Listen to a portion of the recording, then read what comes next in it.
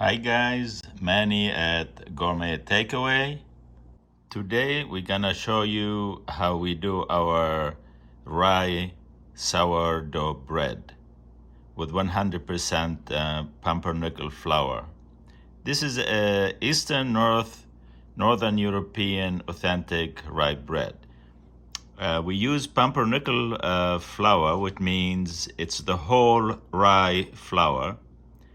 It has all the bran, the fiber, flavor, mineral. It has the whole rye berry. And of course, we're gonna be posting the recipe for you. And also we're gonna be posting the sourdough starter recipe for you as well. Okay, let's do this.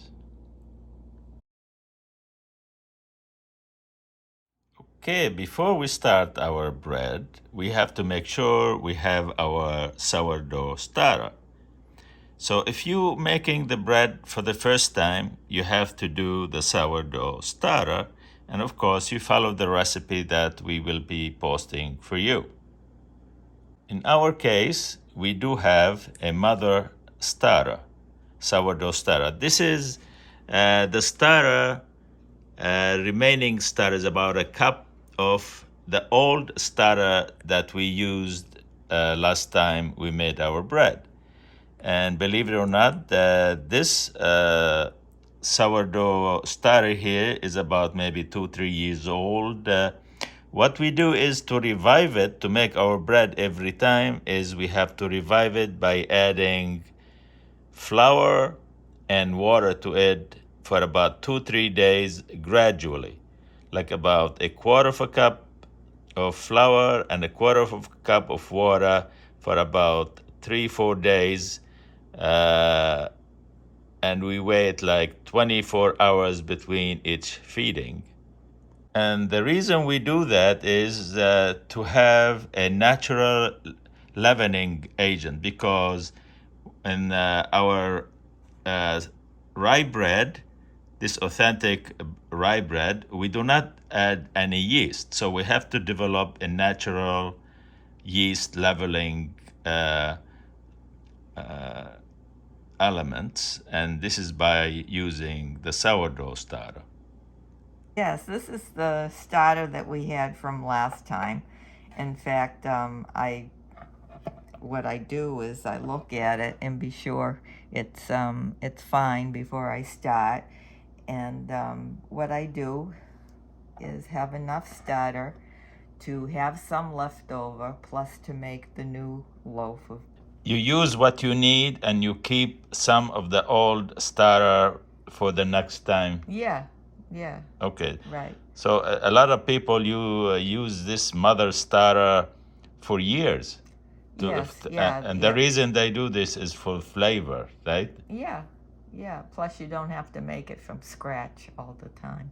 Okay, so we're gonna post the recipe how to start a sourdough starter, right? Yeah. Okay, so what do you do now? Well, you do it like you would an initial starter, but it's less time. So I take like 1/4 of a cup of pumpernickel flour, because I like, the rye. Okay. And I add it to that. Right. To the existing starter. And I use warm water. So 1/4 of a cup of flour and a 1/4 of a cup of water. That's how you. That's what I use. People do different things. So now, if we have this old mother of starter, we add. So how long it takes you to revive it? How many times you have to add flour and water? Maybe 3 to 4 days. And I check it every day. And you add flour, 1/4 of a cup of flour, 1/4 of a cup of water every day? Yes. Oh, until you get the right amount that. Yeah, or bubbly enough, or if I have enough quantity, I need 340 grams for the recipe. So now you will let it sit overnight, and you check it tomorrow. Yeah.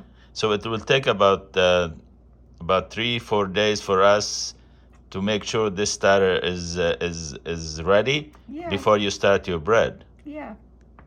So here is our starter. We're gonna open it up again. This is the second day. As you can see here, you can see some bubbles. So yesterday we added to the mother starter, we added a quarter of a cup of flour and a quarter of a cup of water. And we're gonna do the same thing today. So this is a quarter of a cup of flour. And then we add a quarter of a cup of water. And then we mix everything together as well as we did yesterday. So we keep adding a quarter of a cup of water, a quarter of a cup of flour until we have the quantity we need for our baking.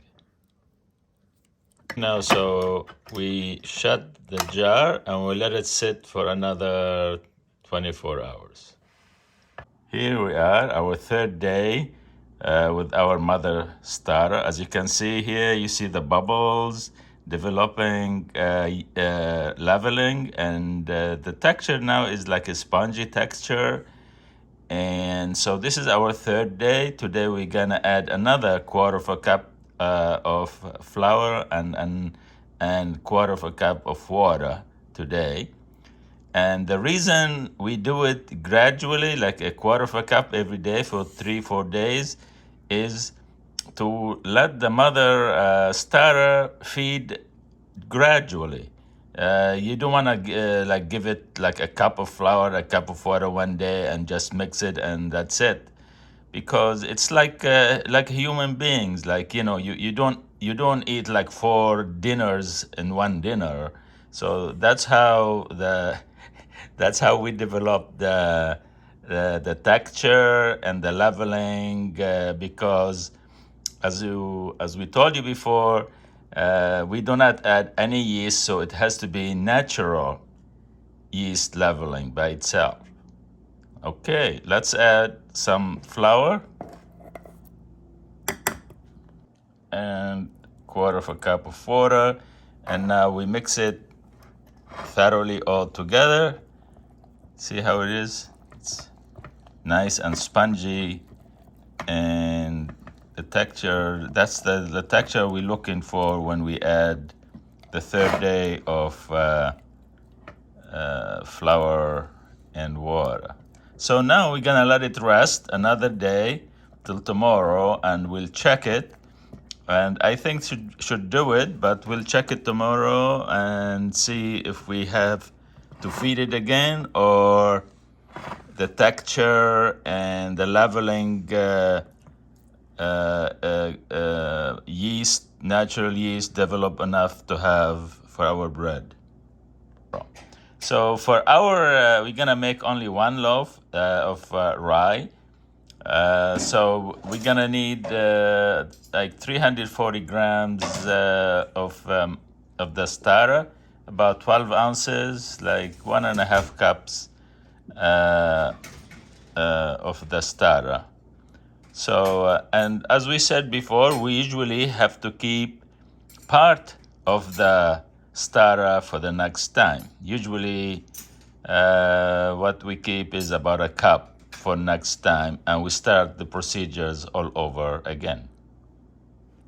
Okay, here we are in our 4th day, today. As you can see here, you see all these bubbles in our starter here.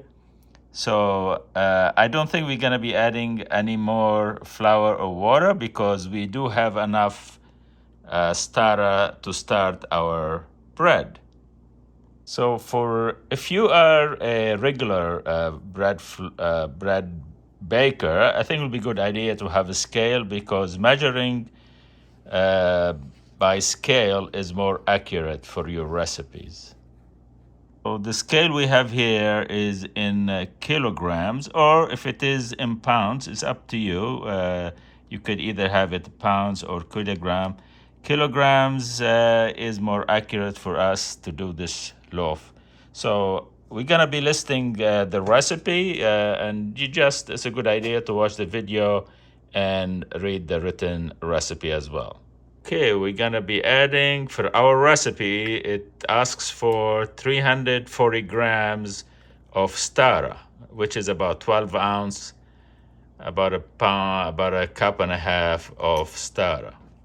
So what we do for the starter, our recipe requires a cup and a half of water. We use lukewarm water, and we dissolve the starter in it. So after dissolving the starter with the warm water, this phase of our recipe asks us to add 2 cups and 1/3 of flour to it. So we add the flour and we mix it pretty well.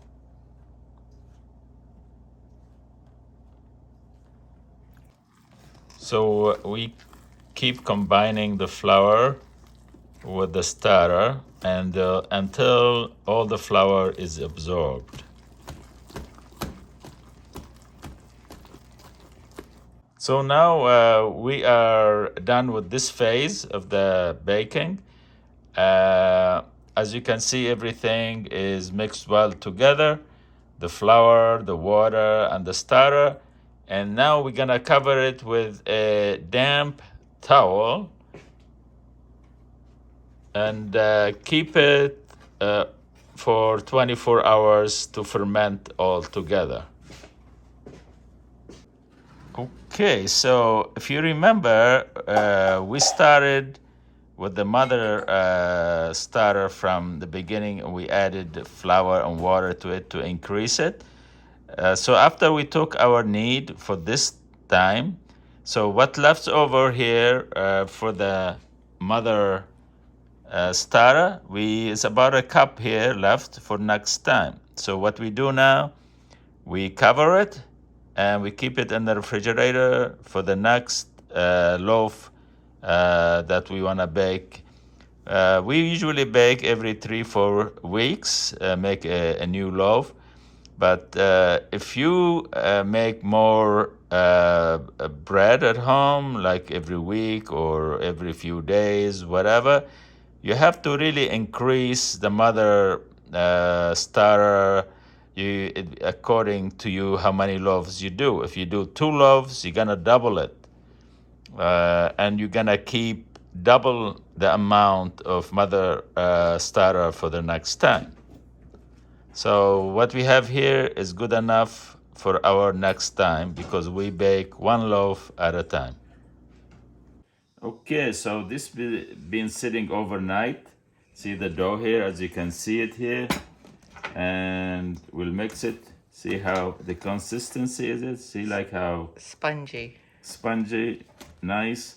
Now what I'm gonna do is I'm gonna add sunflower seeds. That's how we're doing our bread. And I have some fennel seed here. You add as much as you want. I'm gonna add like about a tablespoon here. Then caraway, the same thing, about a tablespoon. I'll add it here. And then I mix all the nuts and the seeds with the dough pretty well.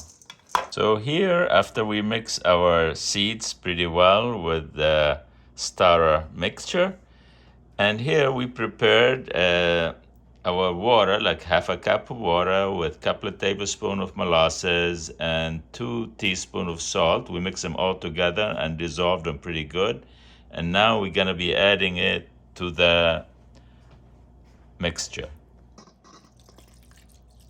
So after we add the liquid to the starter, we mix everything well together until the liquid is absorbed into the starter mixture. Gently, you fold it in gently until the starter mixture absorbs all the liquid. So you keep mixing the liquid. As you can see, it's been absorbed by the starter mixture. So you keep mixing the mixture, as you can see here. All the liquid has been absorbed like that, see? And now we add the flour, okay? Here we have 3 cups of flour. So we add it gradually, maybe a cup at a time, and then I mix it with the mixture here. As you can see here, you go gently, you fold it in until everything is absorbed, and then you start all over again with the rest of the flours. Okay? Okay, here the first addition of the flour is being absorbed by the dough, as you can see. And now then I add another cup, and I do the same thing. I fold it in.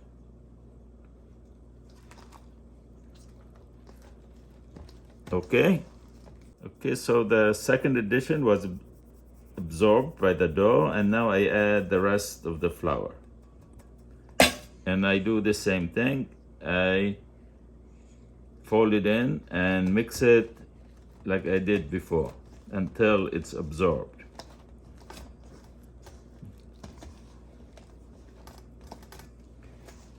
You know, be patient and just keep doing it until it's absorbed, and it will absorb it.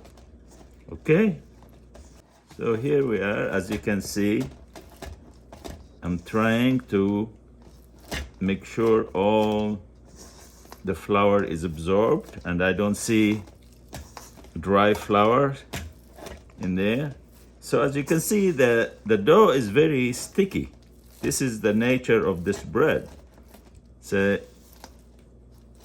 that's the consistency and the texture of the dough. See? You keep doing that until all the flour, you don't see any raw flour around, it's all absorbed. Okay? Okay, as you can see here, all the flour being absorbed, and the dough is just right and the texture that we want. See, as you can see how it is? It's sticky. It's like glue.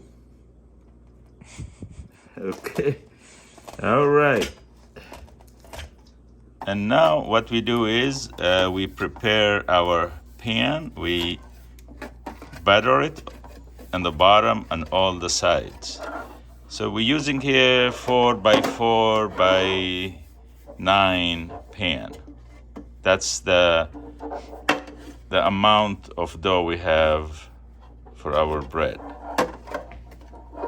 Here, as you can see, we battered our pan pretty good. This pan is called Pullman pan, and we use it specially for rye bread, and it does have a cover. Now we're gonna add flour and flour all sides. It's easier to use a sifter if you have one.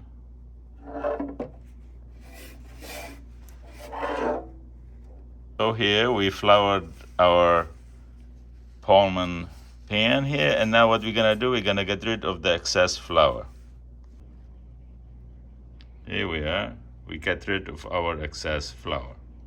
So here what I do now, I have to take the dough from here and put it in the pan. What I do is I wash my hands here with hot water, like warm water, and I will, as you can see here, see this is the consistency, it's like glue. So you do it like this, so when you wet your hand with warm water, it'll be easier for you to handle the dough. Okay? Now I wet my hand with warm water again, and now I'm gonna knead the dough a little bit. Like I fold it into itself, like for about 3-4 times.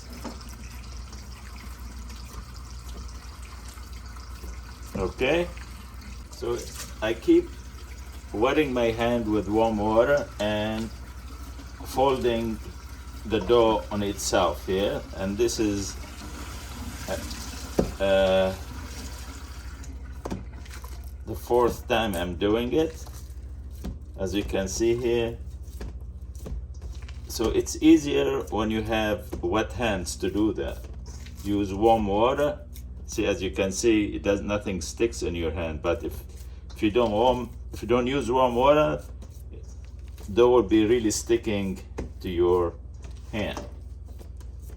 So this is the consistency we're looking at. See how it is? See, it's like glue, but it's delicious when it's done like that. All right. Okay, now I shape the dough here so I can remove it from the pan, and I shape it so I can fit it in my pan, my baking pan, Pullman pan. See, like that. Then I add it to the pan like that. And I level it, as you can see here.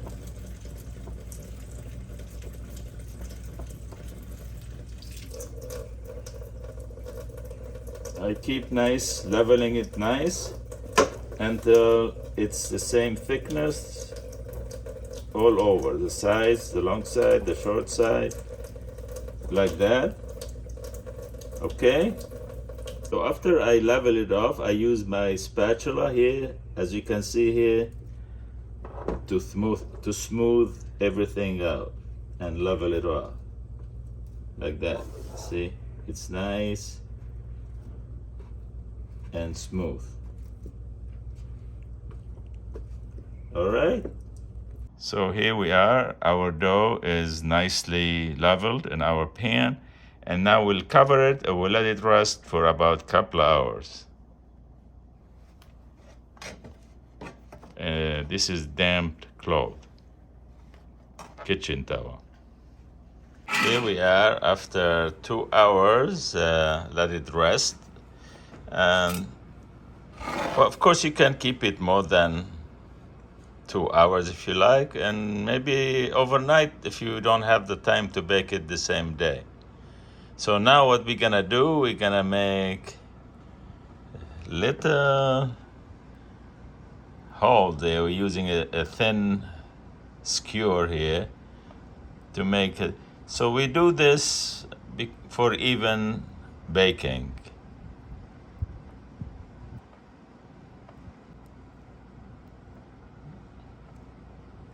Of course, you don't have to do that poking in the bread if you don't want to, but we like to do it because to ensure even baking, you know.